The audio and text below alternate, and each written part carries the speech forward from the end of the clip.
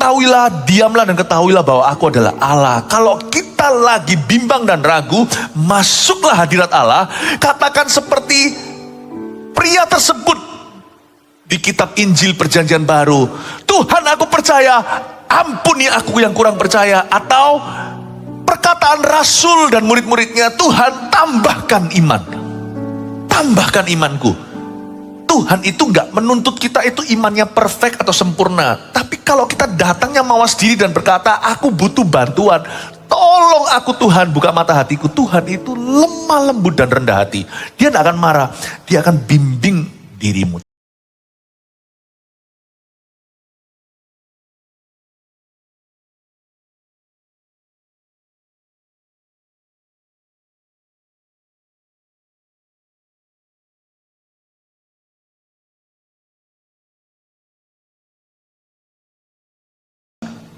Dan ikut dari dekat. 2 Raja-Raja pasal 7, melihat yang tidak kelihatan dari sudut pandang Allah. Sebenarnya totalnya ada 20 ayat. Kita baca perlahan-lahan, saya berhenti di mana nanti saya jelaskan. Tolong ingat, nanti kita kembali ke ayat yang saya tadi berhenti di situ. Lalu berkatalah Elisa, dengarlah firman Tuhan. Beginilah firman Tuhan, besok kira-kira waktu ini sesukat tepung yang terbaik akan berharga sesikal. Dan 2 sukat jelai akan berharga sesikal di pintu gerbang Samaria. Tetapi perwira yang menjadi ajudan raja menjawab abdi Allah, katanya, sekalipun Tuhan membuat tingkap-tingkap di langit, masakan hal itu mungkin terjadi? Jawab abdi Allah, sesungguhnya engkau akan melihatnya dengan matamu sendiri, tetapi tidak akan makan apa-apa daripadanya. Ini adalah zaman perang. Saya kasih background story. Latar belakang cerita, waktu itu bangsa Israel dikepung dan kelaparan. Jadi waktu mereka itu dikepung dan kelaparan, itu mengerikan. Zaman dulu itu perangnya itu tidak pri kemanusiaan. Sampai-sampai dalam sejarah, bukan hanya di Alkitab dicatat, ibu kandung, mana bisa mama sendiri itu masak bayinya. Orang kalau lapar jadi insane, jadi gila. Orang kalau lapar terjadi huru hara dan menjarah. Makanya itu kalau mau menggoyang satu bangsa, gampang krisis ekonomi saja. Waktu itu semua serba mahal, karena bahan pokok sangat jarang. Sembako tidak ada. Gimana enggak? Gimana ada? Namanya kota itu dikepung oleh musuh, mereka nggak bisa masuk, nggak bisa keluar. Untung-untung masih ada air, apalagi kalau paceklik lama, tidak turun hujan, bukan hanya kelaparan, lebih ngeri lagi, kehausan. Coba bayangkan, waktu itu semua jadi expensive. Pada waktu perang terjadi antara Ukraine dan Rusia, wah, minyak, bensin langsung meroket. Kalau bukan karena disubsidi oleh negara. Ini bahan pokok. Tapi Elisa kok bisa dapat sesuatu yang beda ya? Semua orang berkata, ini nabinya gila. Gak masuk akal. Kalau masuk akal ya gak usah ikut Tuhan. Ikut Tuhan itu supaya kita itu memperbaharui akal budi. Bukannya gak masuk akal. Ikut Tuhan itu juga masuk akal. Tapi akal budi yang diperbaharui. Kalau enggak itu gak masuk akal loh. Tampar pipi kanan kasih pipi kiri itu nggak masuk akal. Kalau kita mau pakai logika kita akan berakhir jadi orang berdosa. Kita nggak akan pernah mengalami perkara-perkara Allah. Siapa bilang orang Kristen itu ngeroh? Orang Kristen itu ngeflow? No. Tapi kita punya logika yang tidak sama. Nggak sama. Hukum rohani itu beda dengan hukum jasmani. Hukum jasmani atau hukum orang berdosa berkata, kalau kamu sedia mengeluhlah. Makanya istri Ayub sebenarnya nggak salah secara fakta. Kamu itu loh, kayak begini terpuruk, kutuki saja Allahmu. Tapi Paulus dan Silas hidup di dalam sebuah alam yang berbeda. Mereka tetap sangat mendunia, sangat-sangat mendarat. Tapi mereka hidup dari prinsip yang tidak sama. Mereka hidup dari roh dan kebenaran Allah. Makanya waktu mereka dipasungkan kaki dan tangan, itu pegelnya luar biasa. Mereka memuji di tengah-tengah malam. Para ahli teologi menyebut itu songs in the night. Mereka bisa nyanyi di dalam dungeon, berada di tempat paling dalam di dalam penjara. Semua inmate, semua napi berkata mereka insane, gak waras itu. Mereka gila. Tapi kenapa? Gara-gara pujian mereka goyang dan goncanglah terjadi gempa bumi yang membuka semua pintu penjara. Saya beritahu, kalau kita itu jadi orang yang rohani, sekalian jangan tanggung, tetap hidup bijaksana seimbang, tapi dalammu itu jangan duniawi. Latihlah dirimu beribadah, itu bukan bicara tentang liturgi. Itu latihlah dirimu beriman. Mata iman kita itu harus kita serahkan, agar kita melihat yang Gehazi tidak lihat waktu Elisa berkata, kenapa kamu takut? Mereka mengepung kita. Lihat Tuhan, semua tentara musuh sekeliling gunung ini, di mana ada rumah kita, tempat tinggal kau dan aku. Elisa berkata, nggak usah takut. Dibukalah mata rohnya melihat yang menyertai kita lebih banyak.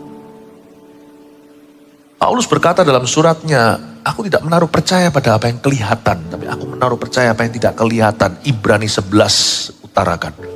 Sebab segala sesuatu yang kelihatan ini terjadi dari yang tidak terlihat terlebih dahulu. Barang siapa mencari Allah harus percaya bahwa Allah itu ada dan bahwa Allah memberi upah kepada barang siapa yang mencarinya. Saya ajak kita untuk melihat sesuatu di sini. Jangan terpaku, apalagi terpukau dengan keadaan di sekeliling kita. Miliki garis ari-ari langsung ke Yesus. Hal yang berbeda dengan orang dunia. Jangan jadi orang Kristen tapi duniawi. Kalau jadi orang Kristen yang rohani, tidak sama dengan ngeroh ya. Lihat orang Kristen yang rohani itu sangat-sangat masuk akal. Tapi ada sesuatu tentang mereka yang kita nggak punya. Kalau kita melihat seorang yang rohani, kita bisa mengagumi orang ini kok seimbang ya, kok wise, kok bijaksana. Tapi ada sesuatu dalam hatinya yang kita nggak punya. Ada suatu iman. Apa yang dia lihat ya? Orang lain semua udah panik, dia tenang. Ketika kapal karam 200 sekian orang, Paulus masih bisa memecah-mecah roti dan dorong mereka untuk makan. Perwira aja, tentara aja ketakutan. Orang ini lihat apa ya? Kok bisa ya? Semua orang mengeluh, ngomel, kutuki Tuhan. Orang ini bisa bersyukur dalam penjara. Kalau mau jadi orang Kristen, jadi yang sungguhan, jangan yang KTP. Jadi yang rohani sekalian. Buka mata rohmu. Ada sesuatu yang di alam roh yang gak kelihatan. Buka mata rohani Anda. Tahun 2023, mari kita quit jadi orang buta atau buta rohani. Dan membuka mata hati itu adalah lewat rema. Lalu berkatalah Elisa, dengarlah firman Tuhan. Ini permulaan mata rohani kita terbuka ketika telinga kita mendengarkan suara Allah. Dengarlah rema, dengarlah firman Tuhan, beginilah firman Tuhan. Sudah dengarlah firman Tuhan, malah beginilah firman Tuhan. Besok kira-kira waktu ini, bayangin 24 jam saja nubuatan akan terjadi. Kalau Elisa berkata 10 tahun lagi, kan musim masih silih berganti. Tapi dia berkata, tidak sampai 24 jam atau 24 jam pas dari sekarang ini, sesukat tepung yang terbaik akan berharga sesikal saja. Hah? Jadi murah. 2 sukat jelai akan berharga sesikal di pintu gerbang Samaria. Gak mungkin, maaf ya, kotoran manusia ditimbang zaman perang. Bangsa Israel melihat ini beberapa kali ketika mereka mengalami hukuman Tuhan karena seluruh negeri berdosa kepada Allah. Bayangin, di zaman perang itu kotoran manusia alias pup ditimbang, dijual. Masa mungkin sesukat tepung hanya berharga sesikal? Kalau pup aja dijual.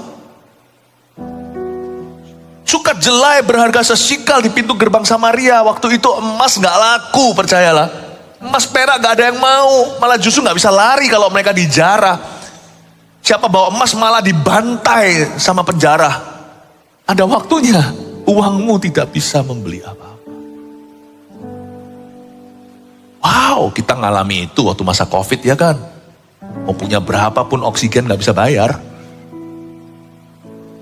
Lihat ini, gak ada kok stoknya. Tapi ya, pencobaan dunia ini silih berganti. Tapi prinsipnya kita harus pelajari. Elisa berkata 24 jam dari sekarang, dengarlah firman Tuhan, beginilah firman Tuhan.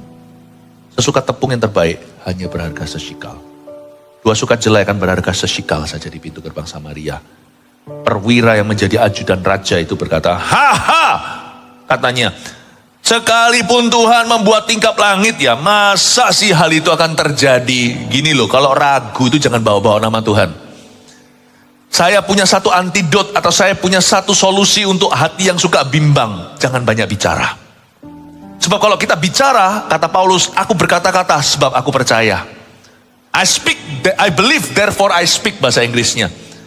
Kalau kita tidak punya sebuah pesan yang membangun, jangan buka mulut, jangan getarkan lidah. Ini masalah banyak orang, menambah kefasikan. Ketika dia tidak punya pesan dari Tuhan, dia tidak ada sesuatu yang bisa dibagikan untuk orang lain diberkati, menerima kasih karunia, dibangun. Tapi malah banyak komentar. Disitulah mulut banyak orang akan diseret ke pengadilan suatu hari untuk setiap perkataan sia-sia yang keluar daripadanya. Ini orang ajudan raja, ya meskipun dia ajudan, harusnya kamu menghormati Tuhan. Gak usah bawa Tuhan lah. Mendingan ngomong, masa Tuhan gimana sih? Aku mau dengarkan lagi. Kalau pendengaran pertama tidak menghasilkan iman, duduk lagi, dengarkan lagi. Elisa ngomong apa itu? Beginilah firman Tuhan, dengarlah firmannya. Jangan tergesa-gesa membawa nama Tuhan. Sekalipun Tuhan membuat tingkap-tingkap di langit, masakan hal itu mungkin terjadi? Menjadi personal dengan Tuhan. Ketika kita ragu, kita buka mulut, itu menjadi perkara pribadi terhadap Tuhan. Jangan lakukan itu. Kalau kita ragu, satu solusi, masuk ke kamarmu, bawa Alkitabmu, tersungkur di kaki Yesus dan berkata, aku memang bodoh Tuhan, aku perlu waktu, kasih aku waktu dulu. Ubahlah hatiku, buka mata hatiku. Nanti lihat ya, Tuhan mengubahnya. Ada satu orang yang ragu di perjanjian baru. Tuhan tegur dia, tapi dia dapat mujizat. Karena dia waktu ragu, dia tahu diri, dia tahu menempatkan diri, dia gak bawa Tuhan. Dia perlu waktu untuk mendaki ke level yang Tuhan mau. Dia tidak tarik Tuhan turun dan menghina namanya. Atau mengejek kemampuannya, atau meragukan kehebatannya. Tapi dia perlu waktu, beli waktu untuk bisa naik ke situ. Dia minta bantu. Dia berkata, oh Tuhan, kalau engkau bisa berbuat sesuatu, kau bisa sembuhkan anakku. Tuhan berkata, kalau bisa. Langsung dia tertemplak dan berkata, aduh Tuhan, maafkan aku yang kurang percaya ini. Tuhan, aku percaya kepadamu. Maafkan aku yang kurang percaya. Tuhan berkata, tidak ada yang mustahil bagi orang yang percaya. Lalu Tuhan sembuhkan kerabatnya. Kalau Anda dan ragu dan bimbang, kalau kita lagi buta rohani, minimal juling rohani, cara terbaik adalah be still and know that I am God. Ketahuilah, diamlah dan ketahuilah bahwa aku adalah Allah. Kalau kita lagi bimbang dan ragu, masuklah hadirat Allah. Katakan seperti pria tersebut di kitab Injil Perjanjian Baru. Tuhan, aku percaya, ampuni aku yang kurang percaya. Atau perkataan Rasul dan murid-muridnya, Tuhan tambahkan iman. Tambahkan imanku. Tuhan itu gak menuntut kita itu imannya perfect atau sempurna. Tapi kalau kita datangnya mawas diri dan berkata, aku butuh bantuan. Tolong aku Tuhan, buka mata hatiku. Tuhan itu lemah lembut dan rendah hati. Dia gak akan marah. Dia akan bimbing dirimu. Tapi ajudan ini beda. Dia langsung menghina di depan. Sekalipun loh ya, Tuhan itu membuat tingkap-tingkap langit. Masa sih bisa terjadi? Langsung urusannya pribadi sama Tuhan. Tuhan langsung taking it personally. Wah. Karena itu jangan biasakan dirimu negative thinking, apalagi tentang Tuhan. Ternyata kita itu dilarang untuk meremehkan nubuatan. Buktinya di ayat pertama, lalu berkatalah Elisa, dengarlah firman Tuhan, lalu ada beginilah firman Tuhan. Lalu baru firmannya disebutkan, yaitu bukan minggu depan, tapi 24 jam dari sekarang. tepung terbaik hanya berharga sesikal. Dia menubuatkan gak sampai satu hari, harga akan drop semua, anjlok. Jadi murah, bahan makanan banyak. Padahal mereka waktu itu masih nimbang kotorannya sendiri untuk saling jual. Ada satu orang mama yang lagi masak anaknya di kuali. Memang betul mengerikan. Memang zaman itu perang di zaman kegelapan sejarah manusia itu tidak ada pri manusia. Waktu begitu kasih nubuatan begini, mana orang percaya ya kan? Mana orang percaya? Tapi Tuhan ajari kita tidak boleh remehkan nubuatan. Sebab orang yang remehkan nubuatan itu gak dapat yang baik. Ada dua macam nubuatan dalam Alkitab. Saya kasih hal-hal praktis untuk Anda ikuti. Pertama, nubuatan Alkitab. Nubuatan Alkitab gak usah diuji. Kalau Anda orang percaya pada Yesus, Anda tahu bahwa firman Allah dari Kejadian sampai Wahyu ini semuanya adalah firman. Bahkan Paulus pernah menuliskan ke Timotius, the scripture is God-breathed. Alkitab, firman Allah itu adalah inspirasi atau dihembusi oleh Roh Kudus, berguna untuk mengajar, menegur, memperbaiki, dan memperlengkapi orang kudus untuk pelayanan. Anda tidak usah ragu, kalau itu adalah nubuatan di Alkitab misalnya, bukan hanya di kitab Wahyu, di Matius juga ada, Yesus menubuatkan akhir zaman lah, pengangkatan semuanya itu nggak usah diuji kalau Anda sudah jadi orang beriman. Nubuatan yang Alkitab, dia di dalam Alkitab loh ya, in the Bible ini yang tertera, itu terimalah dan percayalah. Tapi ada nubuatan yang tidak ditulis di Alkitab. Misalnya ada orang mendoakan, kamu tahun depan akan punya anak, padahal sudah nunggu 7 tahun bahkan 10. Memang ada sih nubuatan itu yang beredar obralan, artinya orang selalu membuat-buat. Hanya karena ada uang palsu bukan berarti tidak ada uang asli. Makanya itu Tuhan memberi kita Roh Kudus di dalam diri kita. Gak usah panik, gak usah gegabah, gak usah berkata iya enggak. Kalau nubuatan itu pasti mendatangkan damai sejahtera. Dia gak akan gerusa-gerusu menuduhmu. Tuhan suruh Anda menjual seluruh harta milikmu. Kalau enggak, Anda berdosa. Lalu kita karena guilty, kita jual semua. Oh, Tuhan suruh Anda melakukan ini untuk dia. Lalu kita enggak mau, kita merasa berdosa. Enggak sih, nubuatan itu selalu ada penyeimbangnya. Nubuatan yang dari Tuhan akan mendatangkan damai sejahtera. Meskipun awal mulanya menantang, tetapi di hati ada peace. Makanya itu, Yohanes mengatakan gini, kamu enggak perlu guru. Guru dalam jawatan rasul, nabi, guru, atau pengajar, gembala, dan penginjil itu untuk memperlengkapi. Kamu tidak perlu guru untuk memberitahu kepadamu ini benar, ini sesat. Sebab tidak ada orang bisa menyesatkanmu. Kalau ada kesesatan pun Anda akan langsung di dalam hati, ada sesuatu tidak sreg dan tahu. Karena di dalam dirimu ada pengurapan, kata Yohanes. Dan pengurapan itu mengajarmu dalam segala kebenaran. Jadi memang ada nubuatan yang tidak tertulis di dalam Alkitab. Bukan nubuatan yang Alkitabiah, tapi nubuatan itu tidak menentang Alkitab. Tapi nubuatan itu di atas fondasi hidup yang beralkitabiah. Lalu fungsinya sebagai tuntunan spesifik dalam hidup orang itu. Beberapa nubuatan yang saya terima adalah stadion tertentu. Waktu saya masih umur 18 tahun baru bertobat. Saya mendapat nubuatan saya akan berdiri di sini atau di negara mana. Itu terjadi sudah dalam sejarah hidupku. Itu kan gak ada di Alkitab Myanmar mana. Kejadian Wahyu ada bolak-balik, gak ada Burma. Nah memang ada nubuatan yang ekstrakurikuler. Bukan di Alkitab, namun tetap di dalam naungan firman. Nah nubuatan yang kayak begitu juga jangan mudah diremehkan. Kalau nubuatan Alkitab tidak usah diuji, tapi tinggal dipercaya, apalagi dilakukan. Nubuatan yang tidak tertulis di Alkitab diuji dulu ya. Lalu peganglah yang baik. Paulus mengatakan jangan anggap enteng nubuatan, ujilah segala sesuatu dan peganglah yang baik. Dalam surat Paulus ditulis begitu.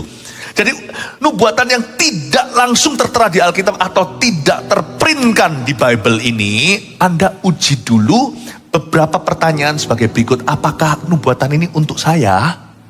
Anda bisa tanya pertanyaan satu itu. Is it for me? Lalu pertanyaan kedua adalah, Is the message clear? Pesannya itu clear enggak? Pesannya itu jelas enggak?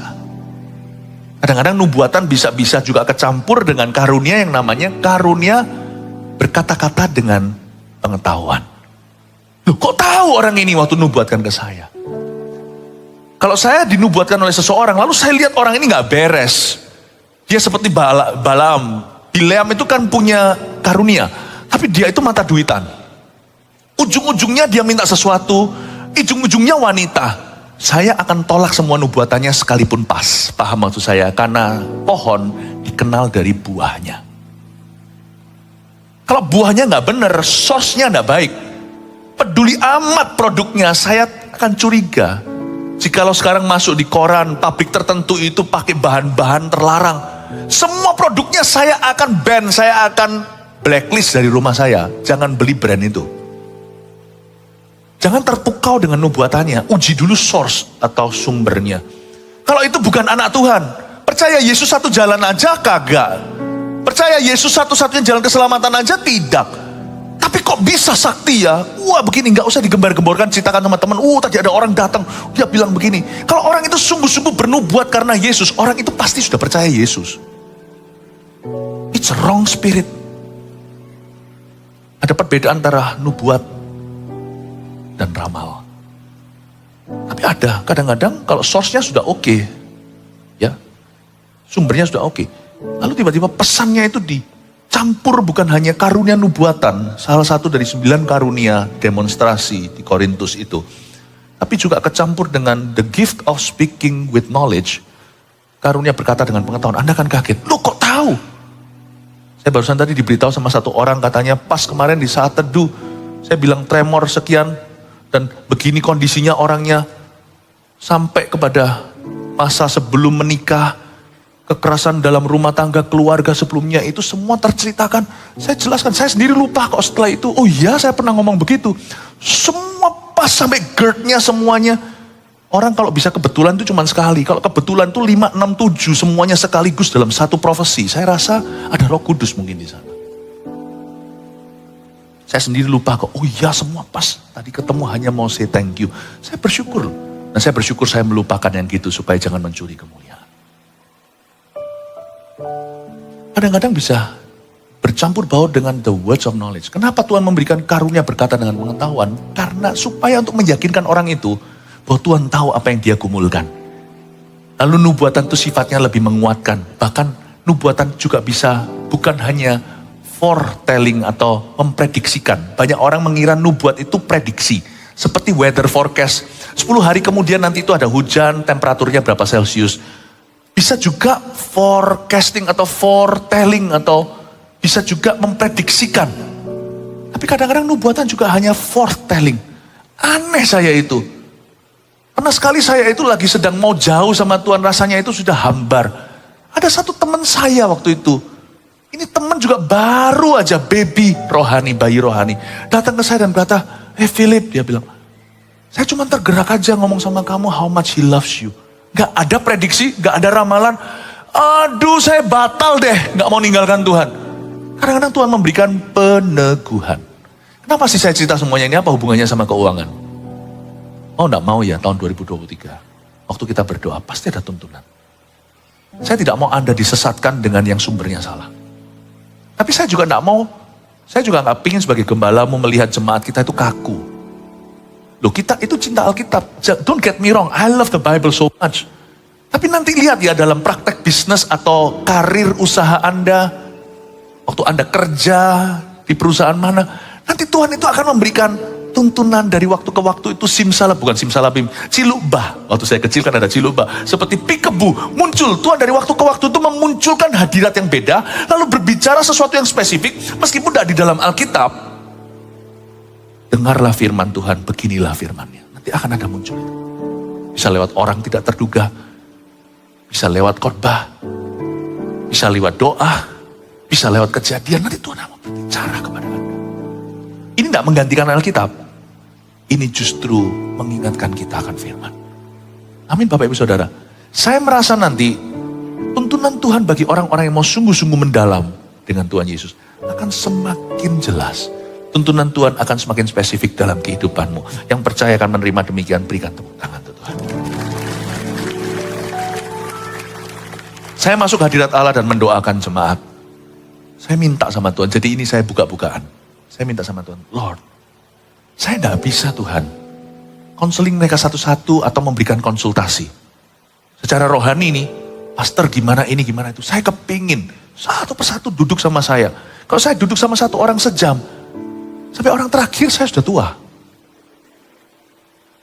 Saya memohon sama Tuhan Yesus untuk buka tingkap langit. Bukan bicara soal berkat materi.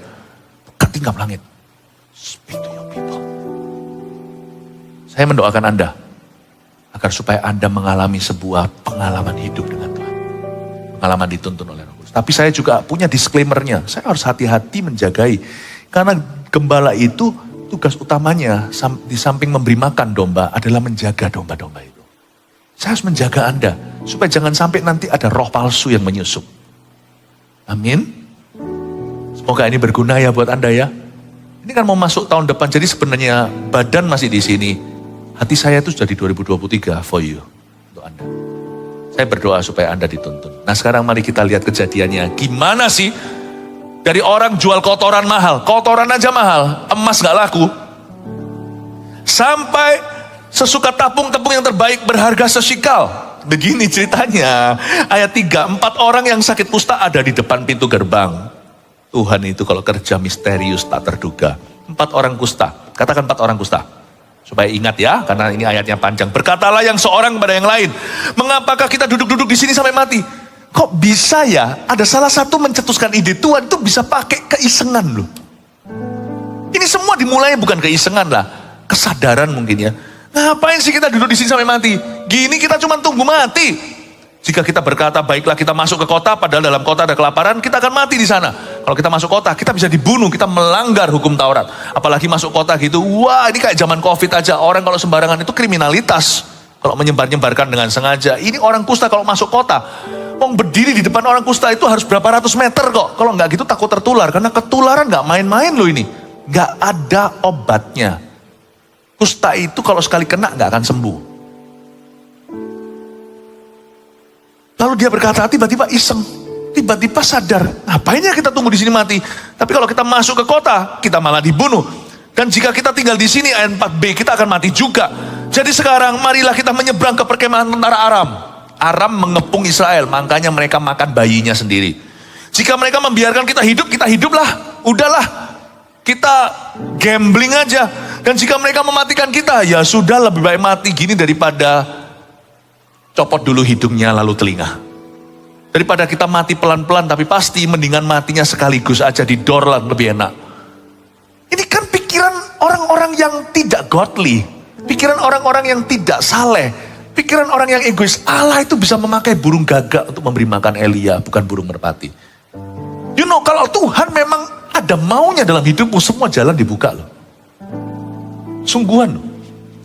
Kalau Tuhan itu memang berniat menolongmu, siapa bisa halangi? Ini adalah sebuah insiden event yang gak masuk akal. Tuhan bisa pakai orang-orang kusta kayak begini. Masyarakat aja buang mereka. Tapi Tuhan masih bisa memakai mereka. Allah kita dahsyat. Lalu pada waktu senja, ayat 5, bangkitlah mereka masuk ke tempat perkemahan orang Aram. Tapi ketika mereka sampai ke pinggir tempat perkemahan orang Aram itu, loh kok gak ada tentara? Tentara Allah tidak ada orang di sana. Sebab ayat 6, Tuhan telah membuat tentara Aram itu mendengar bunyi kereta. Oh, garis bawah ini, sebab Tuhan telah membuat. Ternyata orang Israel itu gak tahu ini kejadian orang Aram sudah berapa lama mereka itu meninggalkan markasnya, baraknya. Itu baraknya itu dibangun di luar kota, tembok pertahanan Israel. Dia bangun, dan itu semua deserted. Sudah abandon, sudah ditinggalkan.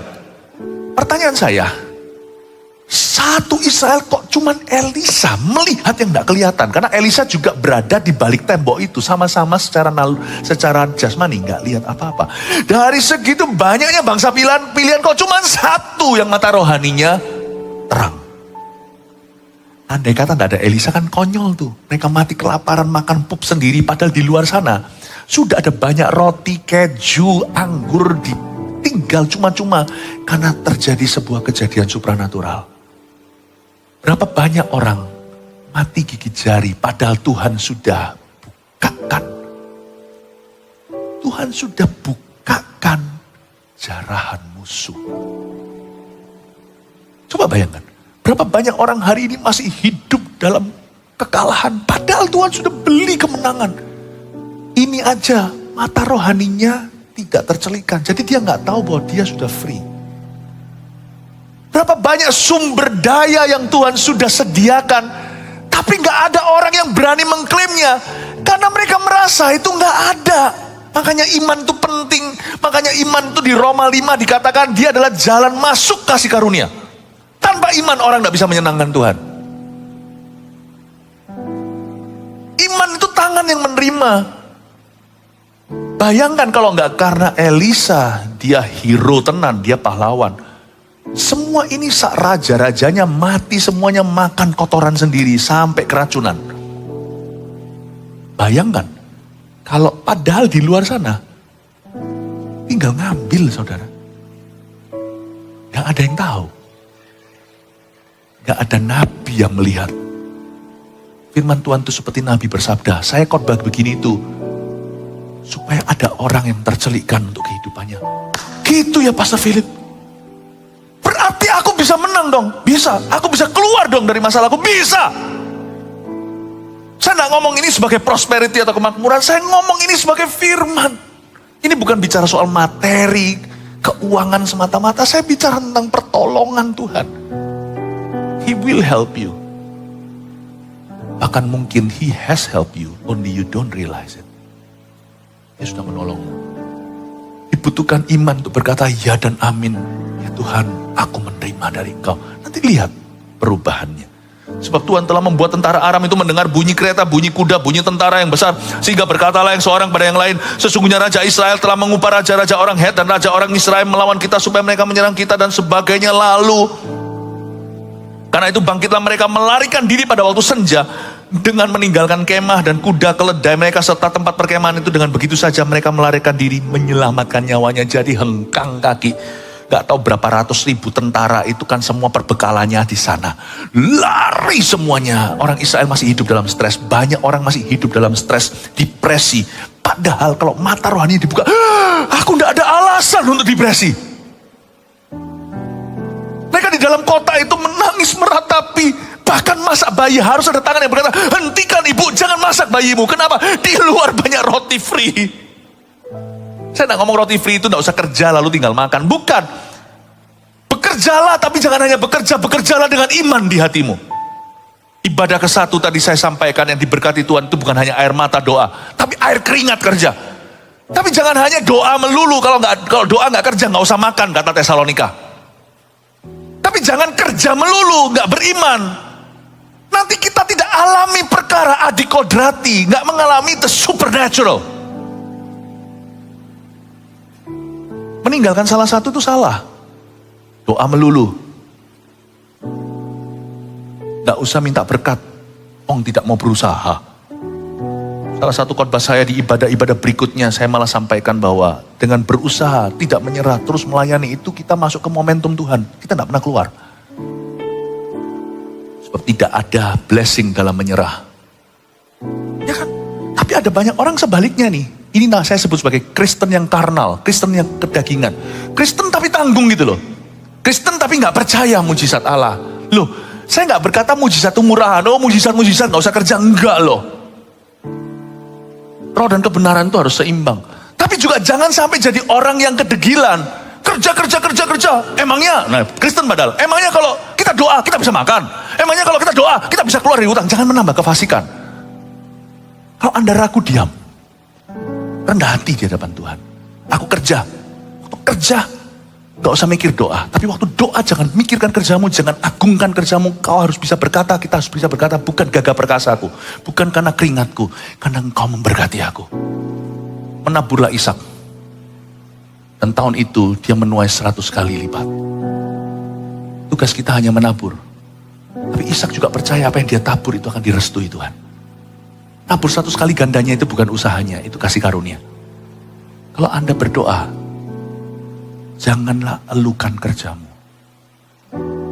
Berharaplah pada Tuhan titik dan berkata, Tuhan, bukan karena aku tuh rajin kerja aku akan diberkati. Kalau Tuhan tidak memberi percepatan sampai mati pun aku tidak akan ada terobosan. Emangnya keringatku itu bisa ganti apa? Kalau bukan karena Tuhan mengindahkannya dan menjadikannya 100 kali ganda. Aku bisa usaha sia-sialah membangun rumah. Kalau bukan Tuhan yang membangunnya, aku akan kerja. Waktu aku kerja, aku tidak mikir doa. Waktu aku kerja, aku seperti orang ateis, aku akan kerja sungguhan. Tapi waktu aku berdoa, aku akan berdoa seperti orang lumpuh badannya. Aku tidak bisa kerja. Aku akan mengharapkan mujizat Allah. Tuhan, tolonglah aku di tengah-tengah. Ketika aku menaburkan, ingatlah hambamu ini ya Tuhan. Perlebar teritoriku. Doa Yabes. Jangan jadi orang yang degil. Maunya cuma usaha. Jadi orang Kristen tapi nggak percaya. Jadi orang Kristen yang percaya diri saja. Emangnya kalau aku doa bisa makan, aku doa seperti saya katakan tadi, aku doa bisa keluar dari hutang, aku doa. Jangan begitu. Tapi katakan, aku sudah berusaha, aku sudah tabur benihku, malam hari telah tiba, sekarang aku berharap pada Allah, kalau bukan Engkau yang menumbuhkannya, sia-sia aku membangun rumah, sia-sia aku menjaga kota. Lord, come and bless the work of your servants. Berkatilah taburan tangan hamba. Amin Bapak Ibu Saudara. Itu melihat yang gak kelihatan. Sebab Tuhan telah membuat tentara Aram itu mendengar bunyi kereta, bunyi kuda, dan sebagainya. Lalu ayat 9 Anda lihat, lalu berkatalah yang seorang, ayat 8 ya, ketika orang-orang yang sakit kusta itu sampai ke pinggir tempat perkemahan, masuklah mereka ke dalam sebuah kemah, lalu makan minum. Sesudah itu mereka mengangkut dari sana emas, perak, dan pakaian. Kemudian pergi mereka menyembunyikannya, lalu datanglah mereka kembali, masuk ke dalam kemah lain, mengangkut juga barang-barang dari sana. Kemudian pergilah mereka menyembunyikannya. Ya kan, orang egois kan? Ada rezeki simpan sendiri, tapi Tuhan juga bisa bergerak dengan cara demikian rupa. Lalu berkatalah seorang pada yang lain, nurani berbicara, hei gak patut loh kita lakukan ini. Hari ini adalah hari kabar baik, tapi kita ini tinggal diam saja. Apabila kita menanti sampai terang pagi, maka hukuman akan menimpa kita. Bisa ada takut akan Allah, padahal ini orang jahat loh. Udah kusta jahat lagi. Menurut saya mereka itu kusta jasmani itu nomor 2, mereka kusta hati dulu. Tapi lihat, Tuhan bisa pakai orang jahat. Bisa ada nurani loh dalam diri orang yang seegois ini. Kalau kita tinggal terus di sini takut-takut nanti dihukum sama Allah. Masa kita egois simpan sendiri rezeki, di dalam sana ada rakyat. Mungkin mereka kepahitan, mereka itu diusir sama society. Tapi tiba-tiba mereka itu satu nyala nurani. Jadi sekarang marilah kita pergi menghadap untuk memberitahukan hal itu ke istana raja. Mereka pergi lalu berseru pada penunggu pintu gerbang kota dan menceritakan kepada orang-orang itu, katanya, kami sudah masuk ke tempat perkemahan orang Aram dan ternyata tidak ada orang di sana, tidak ada suara manusia kedengaran, hanya kuda, keledai tertambat dan kemah-kemah ditinggalkan dengan begitu saja.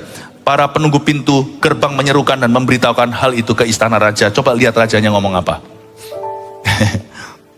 Ini raja gak bagus. Sekalipun masih malam, raja bangun juga. Dengar kabar kayak gitu, ini kabar apa nih? Kabar gak masuk akal. Lalu rajanya bangun. Lalu rajanya berkata kepada para pegawainya, ayat 12, baiklah aku terangkan kepadamu apa maksud orang Aram itu terhadap kita. Wah, rajanya punya teori. Orang negatif itu punya teori.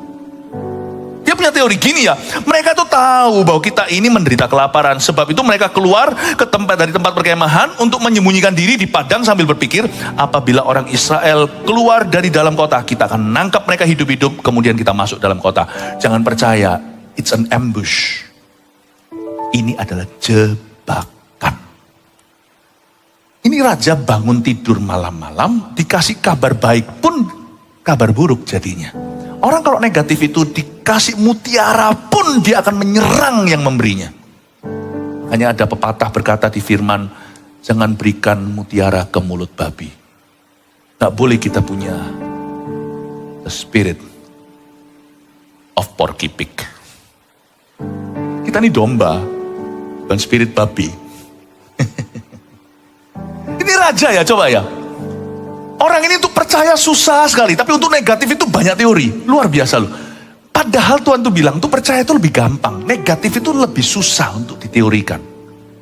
Tuhan kasih dia kabar baik, Lalu berkatalah raja kepada para pegawainya, ayat 12b, baiklah aku terangkan kepadamu, sok tahu, baiklah aku terangkan kepadamu apa maksud orang Aram itu terhadap kita. Lalu berikutnya dia jelaskan skenarionya, begini loh, konspirasi teori, ini teori konspirasi, ini semua jebakan. Begini ya, mereka tuh sengaja, karena begitu mereka lari dulu, mundur, bersembunyi di semak-semak, puluhan ribu, ratusan ribu, lalu nanti ketika orang Israel keluar mau makan karena kelaparan, diserbu mereka masuk ke dalam kota gitu loh.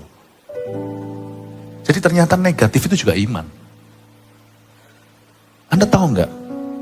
Fear, rasa takut itu juga iman. Juga sebuah bentuk iman. Tapi dia iman pada setan. Dia iman pada apa yang setan sanggup lakukan. Tapi iman kepada firman itu iman kepada Tuhan. Karena kita beriman pada apa yang Tuhan bisa lakukan. Hati-hati orang Kristen, jangan serahkan imanmu kepada sembarang orang. Tiba-tiba ada orang datang untuk meramal, Anda serahkan imannya, Anda percaya. Itu Anda sudah kena hook. Tiba-tiba ada orang yang punya ilmu kuasa kegelapan, Anda langsung, wow, Anda sudah kena. Sebab kuasa Tuhan itu bukan untuk sok-sokan, kuasa Tuhan untuk perubahan hidup. Kuasa Tuhan itu kekekalan. Jadi jangan gampang dihukum. Jangan gampang serahkan imanmu. Nah, waktu kita dengar desas-desus, kalau imanmu tidak kuat dan teguh, kita akan berhasil, kita lewat takut, kita itu sebenarnya menyerahkan iman kita pada dunia. Aku percaya, mati aku. Waduh, tahun depan begini, kita serahkan. Dengan Anda percaya, Anda sudah beriman. Kita nggak bisa menyembah dua Allah, Allah atau Mammon. Kita tidak bisa beriman pada Tuhan. Tetapi hidup dalam roh ketakutan, nggak mungkin. Inilah sebabnya orang raja ini susah kayak jadi orang begini. Orang yang sok tahu dia. Singkat cerita ya, sungguhan kan, akhirnya bangsa Israel, saya kasih singkatnya aja, dikirim kuda, dilihat sungguhan, ternyata ini bukan bohongan. Kirim kuda nggak balik, kirim kuda nggak balik, gitulah ya. Kirim orang nggak balik, wah dia menjara. Akhirnya seluruh rakyat dengar, cepat lambat kan, good news spreading fast. Apalagi kalau orang udah kelaparan gitu, kabar baik kok di situ ada roti, langsung huru hara. Nah, huru hara terjadi di pintu gerbang kota.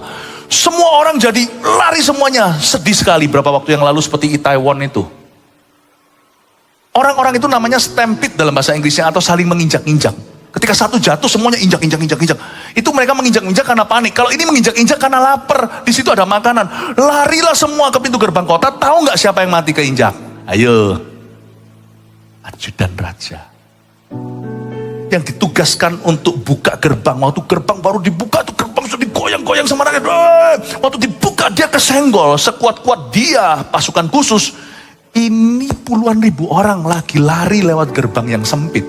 Terinjak dia, mati, dan persislah kita lihat ayat yang ke-20. Demikianlah terjadi kepada orang itu. Rakyat menginjak-injak dia di pintu gerbang, lalu matilah ia. Jangan remehkan nubuatan. Sebab kalau kita meremehkan nubuatan itu kalau dari Tuhan tetap akan terjadi. Just without you in its fulfillment. Kalau kita remehkan nubuatan itu tetap akan terjadi. Kalau itu dari Tuhan ya, gak perlu ditolong sama orang.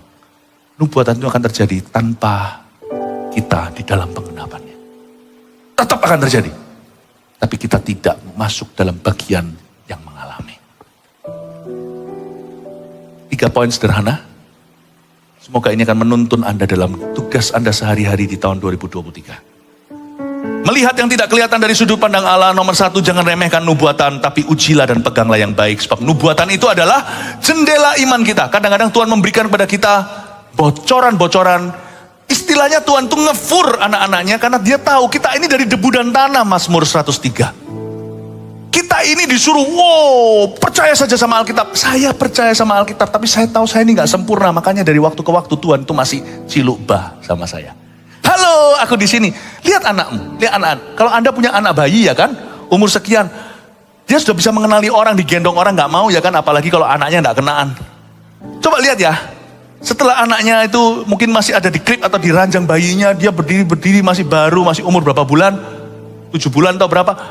Lalu habis itu Anda keluar kamar, Anda keluar, mama di sini. Lalu habis itu Anda mau keluar lagi, kali ini Anda menggodai, kali ini Anda hanya mau main-main, keluar lagi, hey mama di sini. Masa kita akan berkata pada anak bayi kita, kamu kok gak percaya? Masa kita tuduh? Masa kita berkata, kamu itu kok gak yakin papa, mama itu ada di sini. Kamu ini duniawi atau apalah, kamu ini kekanak-kanakan. Tuhan itu gak pakai tuduhan. Tuhan tahu level iman. Sampai kita mati pun, siapa berani angkat tangan dan berkata, imanku sempurna. Meskipun iman tanpa melihat, dari waktu ke waktu Tuhan memperlihatkan dirinya lewat nubuat.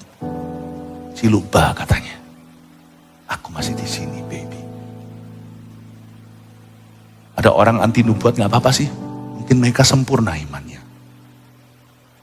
Saya gak sempurna. Saya sungguh gak sempurna iman. Saya gak perlu nubuatan untuk percaya Tuhan loh ya. Saya punya firman cukup ini.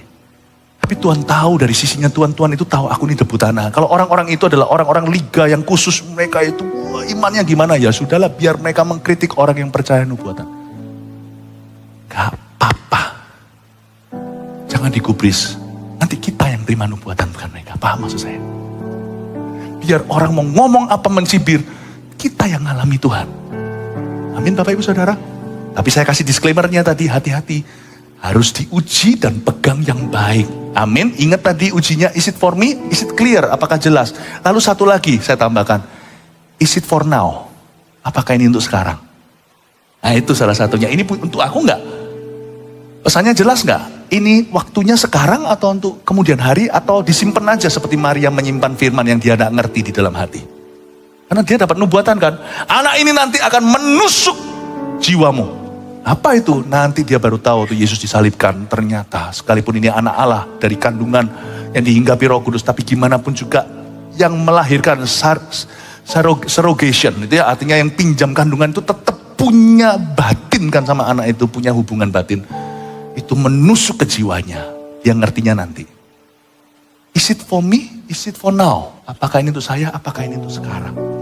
Ujilah, jangan remehkan. Tapi jangan ketawa. Kalau itu bukan dari Tuhan, kalau itu nggak Alkitabiah, langsung kita bisa tolak mentah-mentah. Tapi kalau itu sesuatu yang perlu direnungkan dulu, tidak ada di Alkitab, tetapi kita adalah orang yang sangat menghargai Alkitab, kita harus uji dulu dan kita tanya pertanyaan tadi, simpan di hati. Jangan gampang berkata, sekalipun Tuhan buka tingkap langit, mana dia bisa? Jangan jadikan itu urusan pribadi dengan Tuhan. Ruginya kita, bukan Tuhan. Kalau jelas salah, udah tutup aja pintu. Apa ini? What is this? Tapi kalau sesuatu yang perlu Anda renungkan, apalagi kalau source atau sumbernya itu bisa Anda percaya, meskipun harus diuji dulu, tapi Anda harus perhitungkan loh itu. Ini sesuatu loh ini. Meleset pun mungkin meleset waktu, meleset pun mungkin meleset beberapa pesannya itu tambahan, masih kecampur dengan kurang berpengalaman. Tapi kalau Anda renungkan nanti, ada banyak rambu dari Tuhan. Saya berdoa tahun depan akan menjadi tahun yang banyak nubuatan untuk pekerjaan jemaat. Kasih tepuk tangan. Dua, ada Tuhan yang bekerja di balik setiap kebetulan di hidup kita. Ini loh tadi, ada ayat 6 tadi, sebab Tuhan telah membuat tentara Aram itu mendengar bunyi-bunyian. Saya suka sekali di Alkitab saya garis bawah, sebab Tuhan telah membuat. Ingat ya, tidak ada kata kebetulan di dalam kamus orang percaya. Saya kasih definisi kebetulan apa, itu Anda boleh tuliskan, gak apa-apa. Sebuah kebetulan adalah buatan tangan Tuhan. Karena di ayat 6 dikatakan Tuhan yang membuat mereka mendengar bunyi-bunyian. Berarti ada Tuhan yang bekerja di balik setiap kebetulan di dalam hidup orang percaya. Tidak ada kata kebetulan di dalam kamus orang percaya. Kalau ada pun saya kasih definisi ulang. Kebetulan adalah buatan tangan Tuhan yang menguntungkan kita. Tapi Tuhan menolak untuk bubuhkan tanda tangan. Sebuah kebetulan adalah buatan tangan Tuhan tanpa tanda tangannya. Tuhan suruh kita GR sendiri datang ke kakinya dan berkata, it's you isn't it? Kau kan, Tuhan kan? Thank you ya. Tuhan itu tidak lebay. Dari 100 mujizat yang dia buat, 25 itu dibubuh tanda tangan. 75 diantaranya mungkin semuanya dalam rupa serba kebetulan, keisengan. Tiba-tiba ada orang iling ingat Anda. Tiba-tiba nuraninya main. Kasihanlah Anda berbelas kasihan. Tiba-tiba ada yang mimpi Anda. Tiba-tiba ketemu aja di pasar. Tiba-tiba kok bisa ketemu tangan. Seperti tidak bertepuk sebelah tangan. Semuanya itu 75 dari 100 mujizat Tuhan untuk menolongmu. Yang Tuhan tidak kasih paragraf di dalamnya. Atau signature. Saya berdoa dalam nama Yesus. Agar orang benar, jemaat Tuhan, tahun depan. Karena kita menabur doa, kita menuai sukacita. Dan kita akan melihat banyak kebetulan dari Roh Kudus dalam kehidupanmu. Haleluya. Orang fasik juga banyak kebetulan loh. Anda lihat nggak orang fasik? Makanya orang dunia katakan itu apes. Apes. Bukan berarti orang Kristen nggak bisa apes, enggak. Tapi apes kita itu untuk membuat kita melonjak lebih lagi dalam penyertaan. Semua senjata ditempa melawanmu tidak akan berhasil, malah justru menjadi pelurumu untuk berhasil. Senjata ditempa melawanmu itu istilahnya gini loh, Tuhan, setan itu kan ahlinya pakai panah api kan. Dipanah. Malah justru kita dapat peluru, masukin ke tabung panah. Anak Tuhan itu tidak bisa dipanah. Setiap panah dilempar kepadamu menjadi panahmu. Itu bedanya. Kesengsaraan orang fasik menghancurkan dia. Alkitab katakan di Amsal. Kesengsaraan orang benar membuat dia semakin perkasa di bumi. Oh, saya doa. Orang fasik banyak kebetulan. Ini bisa kebetulan kena. Lihat nggak? Misalkan orang berjudi, orang yang main kuasa gelap. Anda bisa lihat nggak? Ada aja meskipun dia kaya raya, misalkan dia dapatkan kekayaan dengan cara menyembah setan. Setan bisa memberi kekayaan, setan aja menawari Yesus, kok kamu tunduk sama aku, tak kasih semua ini dunia. Tapi Anda lihat nggak? Keapesan demi keapesan. Anda lihat nggak semua patron itu dalam rumahnya, keluarganya? Anda kelihatan nggak itu sampai anaknya, cucunya? Lihat itu semua keapesan. Loh, kita juga punya keapesan, jangan salah. Tapi apes kita bukan apes. Apes kita adalah ujian iman. Ulangan kita itu bersertifikat, dapat gelar. Gelar kita adalah menjadi seperti Kristus. Ulangan mereka itu menghancurkan. Coba lihat, kelihatan nggak? Saya berdoa tahun depan jemaat akan penuh dengan kebetulan dalam nama Yesus. Katakan amin. Yang ketiga, percayalah sebelum melihat. Dan jangan berpikiran negatif dulu. Belajar dari raja itu. Percaya sebelum melihat. Ayo dilatih itu. Ayo latih mata rohaninya. Percaya sebelum melihat. Dan jangan berpikiran negatif. Ayo ya, semua yang benar, semua yang mulia, adil, kudus, dan manis. Pikirkan semua itu. Terlalu banyak materi saya mau ajarkan. Tapi ya waktunya cuma satu ibadah, mau boleh apa. Tapi saya berharap semoga semua protein yang saya bagikan akan berguna menjadi pelita harapan dan pelita bagi kakimu dan terang bagi jalanmu di tahun 2023. Welcome dalam penyertaan Tuhan. Haleluya, mari kita semua bangkit berdiri. Jemaat terkasih, pulanglah atau pergilah membawa berkat dari Allah Bapa, berkat dari Allah Putra, dan penyertaan persekutuan dengan Roh Kudus menyertaimu dalam sehari-hari pekerjaanmu dan di dalam keluarga Anda sekalian. Bawalah rahmat, bawalah kasih. Dalam nama Yesus, haleluya, amin. Love you. Selamat sore, Tuhan memberkati.